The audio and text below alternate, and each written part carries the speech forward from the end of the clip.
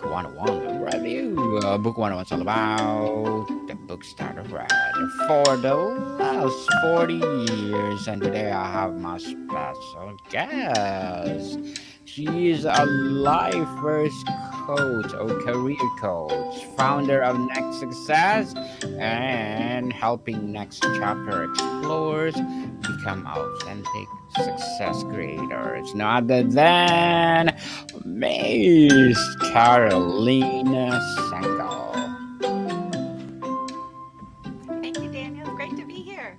Welcome, Miss Caroline. And can you please introduce more about yourself that I miss?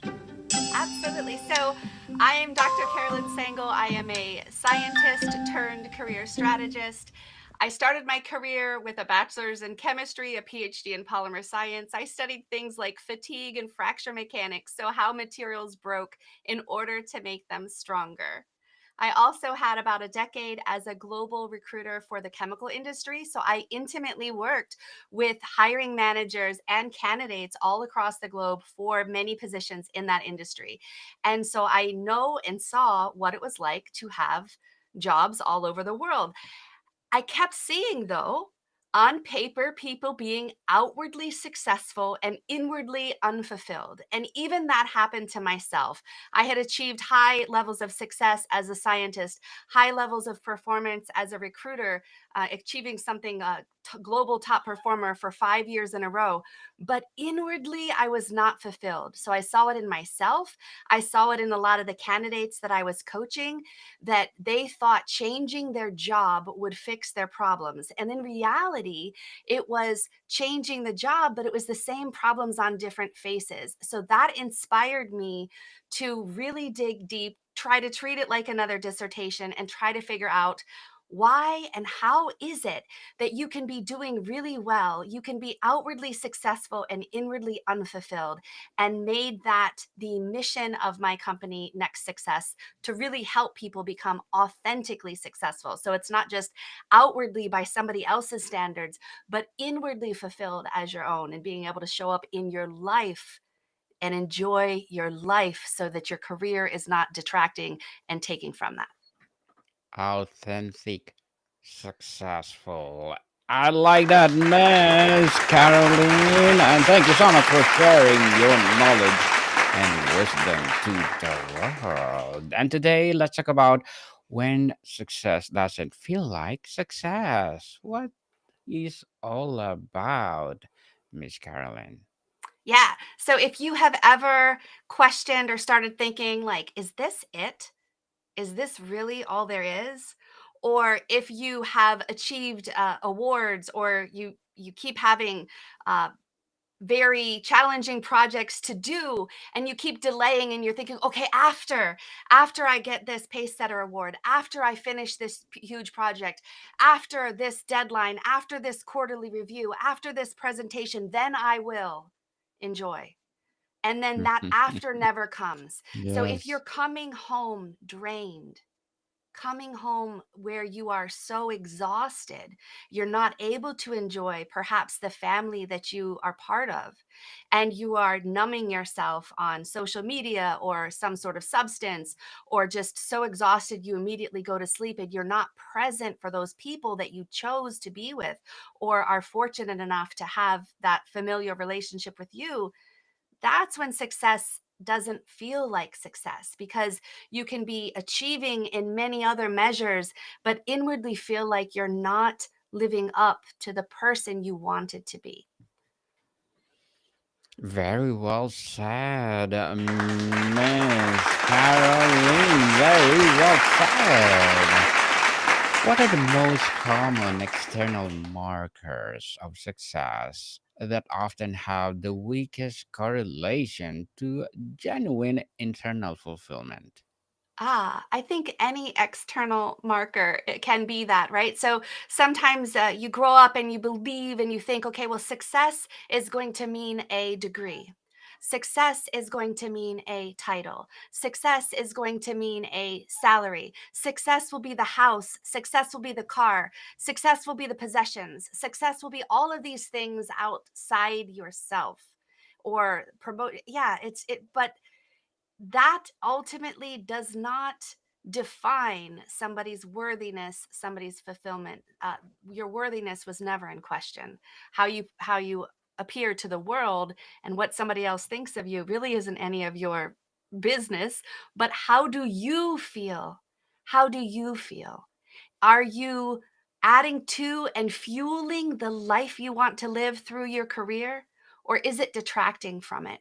And if it's detracting from it, then we can figure that out. We can fix it. You can indeed align, you can pivot. Nothing is wasted. Because somebody would say, how is it that I got a PhD in polymer science and now I'm a career coach? Like, what the heck? Did I waste that time? No, I didn't waste that time because I learned how things broke so I can make them stronger. And now I study people and how they break so I can make them stronger. And the same scientific background, the same deep going into something, wanting data driven assessments to help back up and give real valid data somebody can do something with and launch from. All of that has a use, all of that has a purpose. For sure, it happened for a reason, as they said.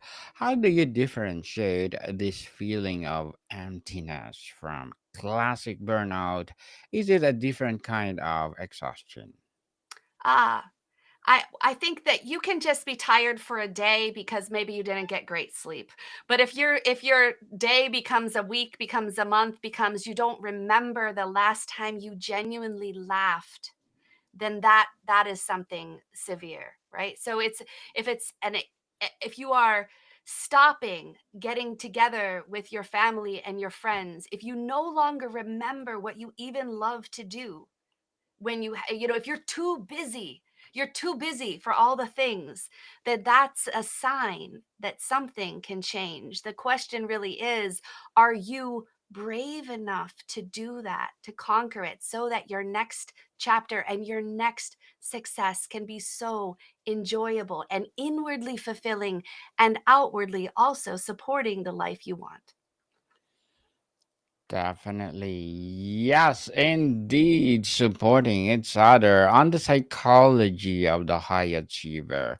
Why are high achievers particularly prone to this experience Ah, and tied to their identity, their drive, or something deeper?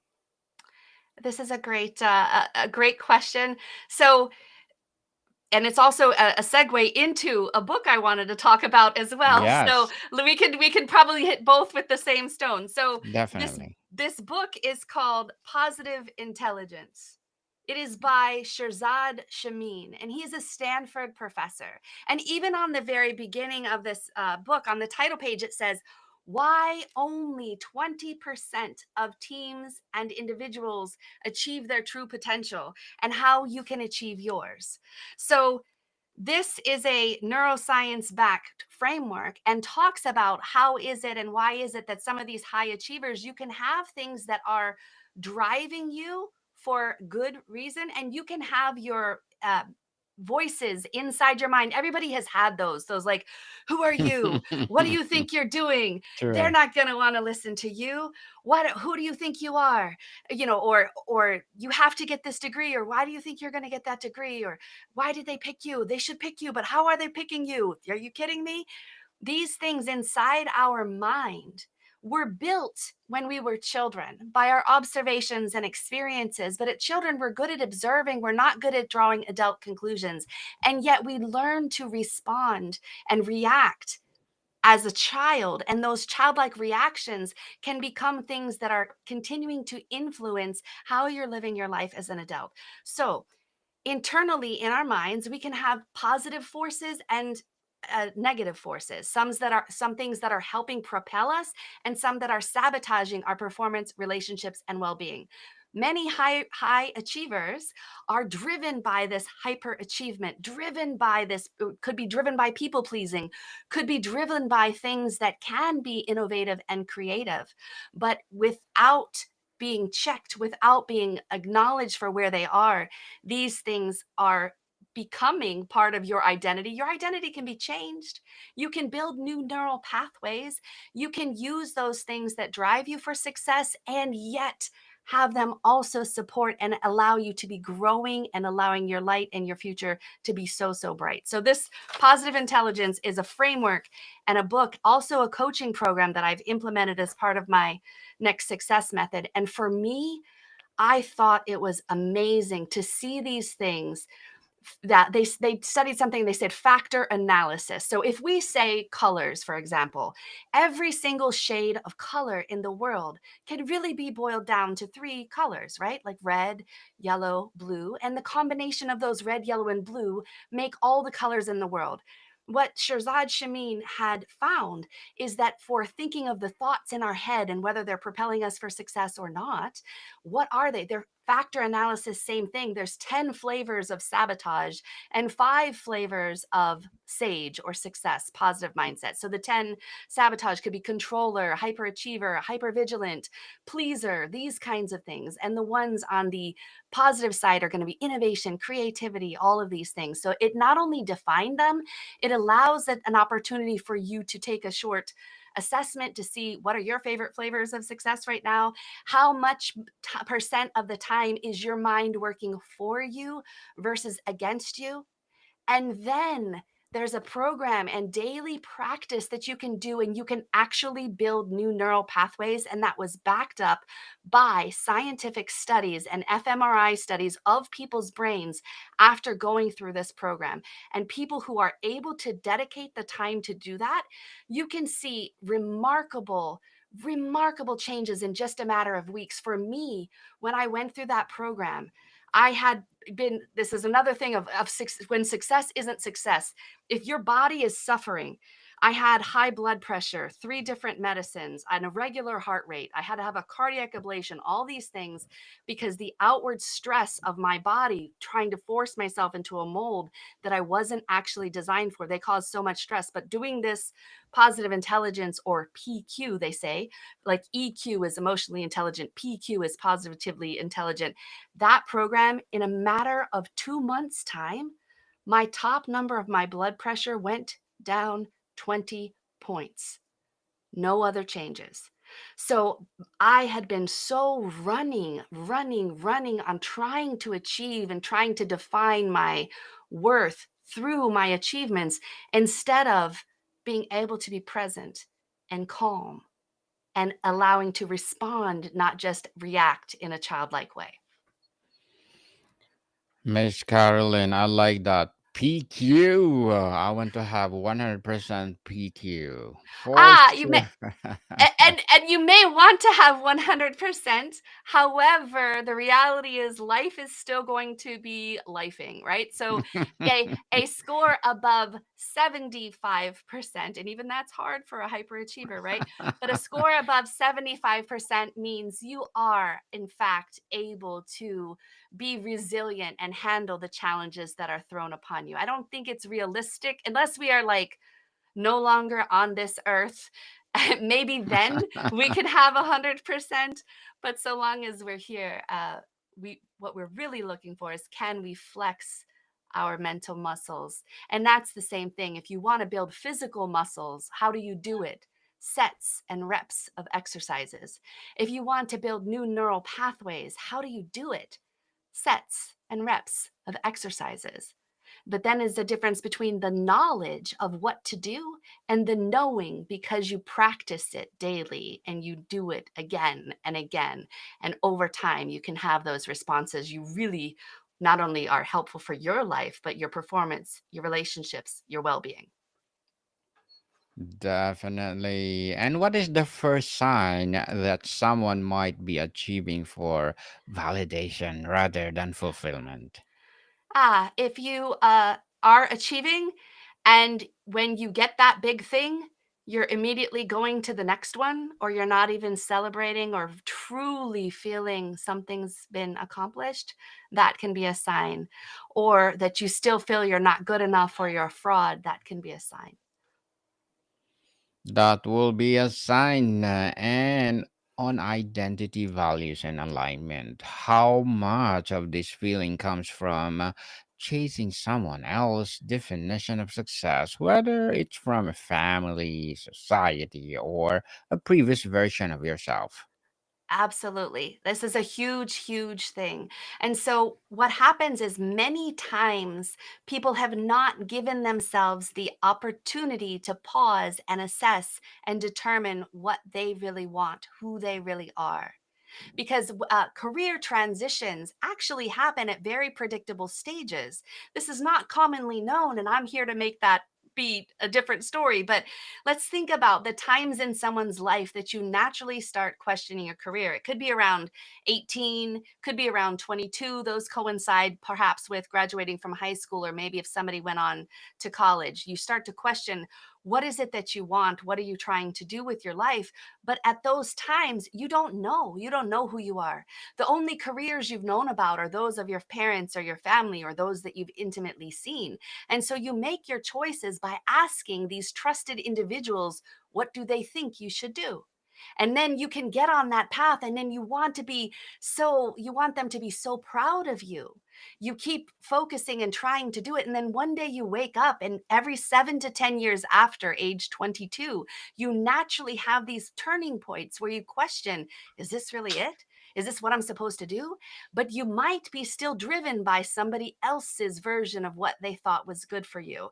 And so if you can, and if you go into a company and they have mission, vision, values, and here's what you need to do to get promoted, and here's what you need to do to get the raise, you can become that what they needed and what they wanted because it was defined.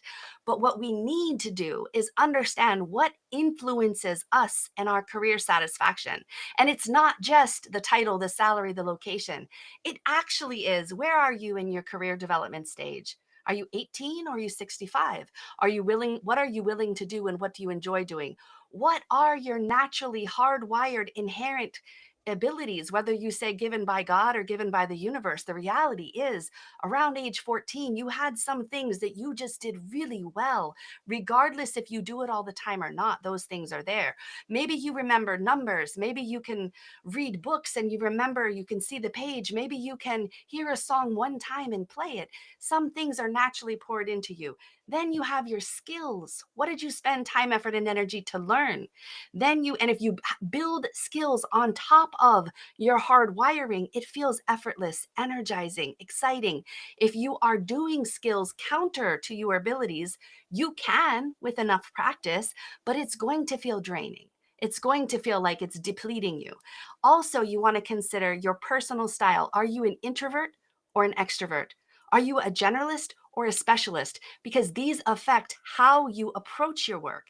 Then your family, the family you came from and the family you have now, both influence what can be a good move for you in that moment, your goals, your values. I take people through a process to go through each one of those 8 different factors, then make a vision for their life and a vision for their career. And this then becomes the way to not be going by somebody else's version of success, to not be defined by what society or well meaning people wanted for you, but for you to take the time for yourself to really come to know who you are, what you do best, what you would love to do, and how you can make that happen and make that life really ultimately satisfying. Very well said, Miss Caroline. Very well said. And life first career coach, founder of Next Success. What are your short term and long term goals? So short term goal is to try to help as many people as possible realize that questioning your career is an opportunity. It does not mean that something's wrong. It means you're getting ready to launch into your next success. I also have this crazy goal to impact 100,000 lives in the next year and 1 million within the next 3, so that people can be authentically successful. And authentic success is how you define it for yourself. But what would it be like if you're able to fully allow your gifts and talents and purpose to shine into the universe to help you live a joyful life? How would that affect your own relationships and well being? How would that affect your family, your community, and the world if we are no longer dimming parts of ourselves and hiding to fit into somebody else's definition of what it's like to be a great worker or a great success? But if we're just exuding all of those unique gifts and talents that we were given on purpose for a purpose only we can do, how many challenges of the world would be intimately and remarkably solved just because we're being who we are and allowing those gifts to pour through? Good luck to your goals, Miss Caroline, and looking forward for more success. And what would be your piece of advice for those people out there who want to be like you? Well, firstly, be like you. Um, so don't be like me. There's only one of me. There's only one of you. We can each be the great thing. But if you're starting to question, is this it? Is this really it? This is such an amazing time for you. It is such an amazing time. It is an opportunity to pause and reassess and define what you would love your life to look like and how you can make your career fuel that life. Thank you for that advice, Miss Caroline. And on the path of burnout and clarity, what is the first step someone should take when they realize they're successfully but unfulfilled? Pause.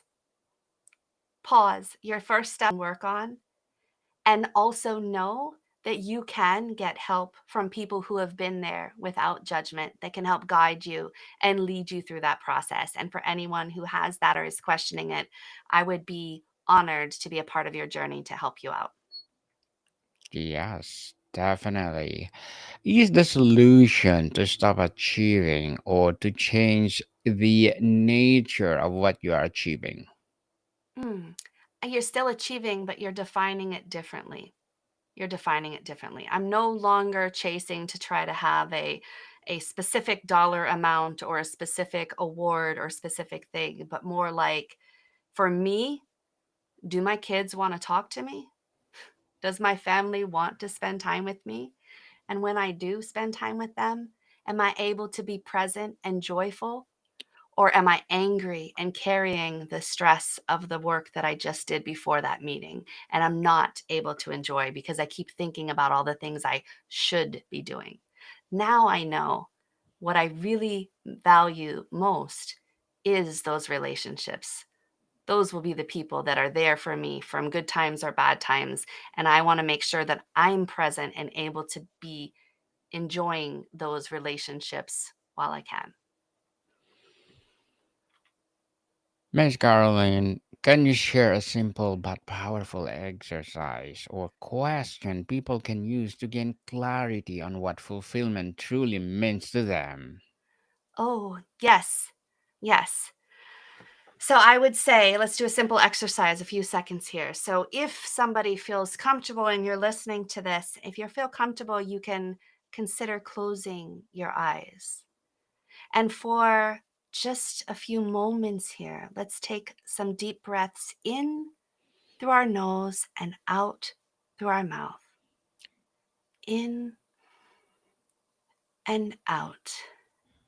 And now, as you breathe out, imagine that there is a light shining down from the top of your head, going down towards your toes. And with that light comes a sweeping brush. And anything that you're worried or stressed about, allow that brush to release it with your breath. In and out. And keep just drawing your focus and attention back to this time. And remember, you're breathing, your heart beats. You're not doing anything special to make that happen.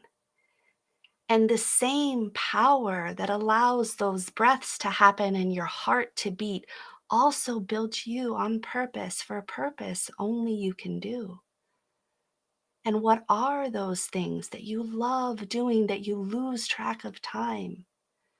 Just remember. Remember those things. Remember your amazingness and also trust that the same force that's giving you that breath, that's giving you that heartbeat, and has been for your entire life will also carry you forward, will also help you to have this same beautiful experience into the future. And whenever you're ready, you can open your eyes.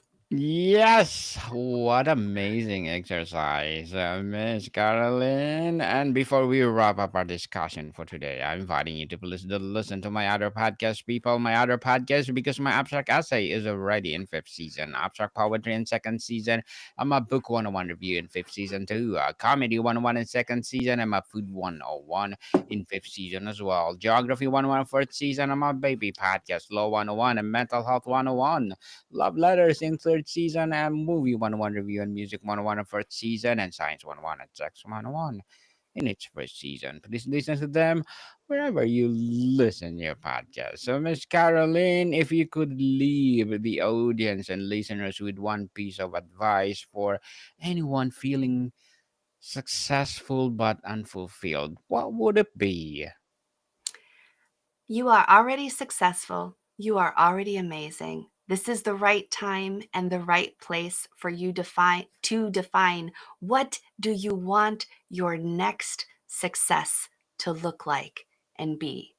And it is possible, and I can't wait to celebrate with you. Definitely, Miss Caroline Sangal. Thank you so much for sharing your knowledge and wisdom to the world. And can you please invite our listeners to support your advocacy, your business, or whatever projects that you're doing right now? Absolutely. So, if you'd love to learn more, please go visit nextsuccesscareers.com. I also have a podcast called Your Next Success. You can find that on any of the main podcast platforms. My YouTube channel is at Next Success Method. That's also where you can find me on Facebook, Instagram, and on LinkedIn. Those are the ways. So I look forward to meeting you and enjoying learning about your success. Yes, people, let's be successful in our way. Let's support Miss Caroline Sangal because if you support her, for sure, more and more empowering episodes of the podcast, more and more empowering business that make us successful. So, Miss Caroline, thank you so much for your time.